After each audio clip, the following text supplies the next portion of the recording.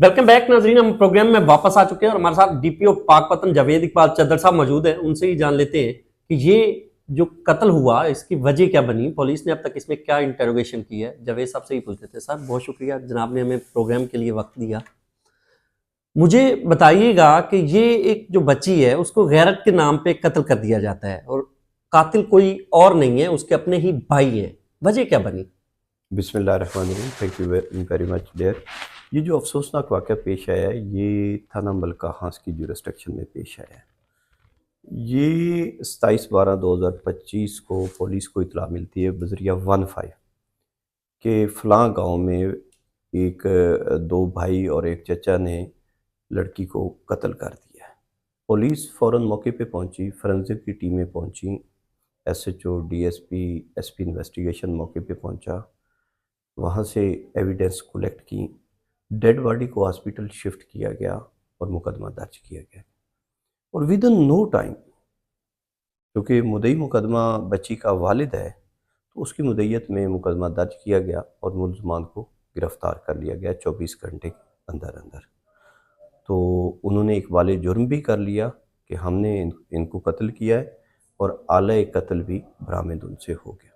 Sir इस कत्ल की असल वजह क्या बनी, अब तक क्या सामने आया? पुलिस ने मुख्तलिफ एंगल से इसकी तफ्तीश की होगी। जी बिल्कुल। इस कत्ल की चूँकि पहले दिन से ही ये पुलिस को भी पता चल गया था कि इस जो मकतूला है इसने अपनी पसंद की शादी की है। इसी वजह से 302 के साथ 311 भी ऐड कर दिया गया कि अगर मुद्दई कल को सुलह भी कर जाए तो मुलजमान, चूँकि औरत एक कत्ल हुई है, तो वो सज़ा से बच ना सकें, क्योंकि उसने अपनी पसंद की शादी की थी और वालिदैन की मर्ज़ी के ख़िलाफ़ की थी। तो इसकी वजह से उनके भाइयों को और उसके चचा को इसका राज था और इस बुनियाद पे उन्होंने कत्ल किया। ये कत्ल किस तरह से किया गया है? वो घर में थी तो उस घर से उसको मवेशी वाली हवेली में ले गए और वहाँ पे उसको पहले फैर मारे हैं। ये फिर दिन का वकूआ है? दिन का वकूआ है। फैर मारने के बाद फिर उसकी टांग पे कुल्हाड़ी का वार भी किया गया और कुल्हाड़ी और पिस्टल दोनों बरामद हो गए मुसलमान से।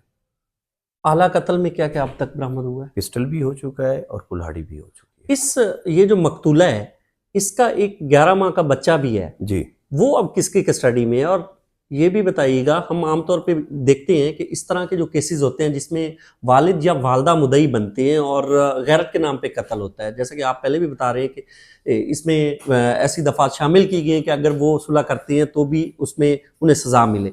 तो हमारे नाजरीन को ये बताइएगा कि ऐसी सूरत में अगर वो सुलह कर लेते हैं तो क्या मुलजिम उन्हें सज़ा मिल सकेगी या फिर उनकी सुलह के बाद ये केस ख़त्म हो जाएगा? देखें, पहली बात तो ये है कि जो उसके बच्चे हैं, एक बेटी और बेटा है, वो मुद्दई मुकदमे के पास है और मुद्दई मुकदमा जो है वो बच्चों का नाना है। ठीक है।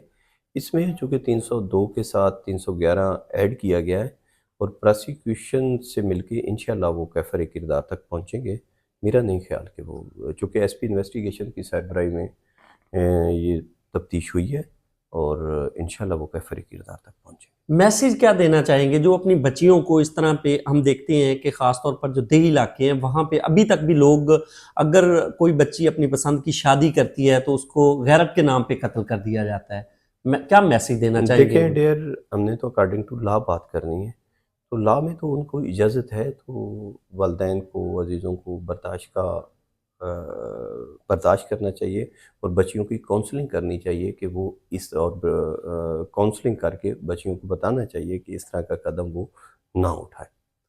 बहुत शुक्रिया। नाज़रीन, जावेद इकबाल चद्दर साहब हमारे साथ मौजूद थे और इस हवाले से तफसील से हमें बता रहे थे। आगे चलते हैं, आगे चलकर आपको इसके मज़ीद हक़ाइक़ दिखाते हैं।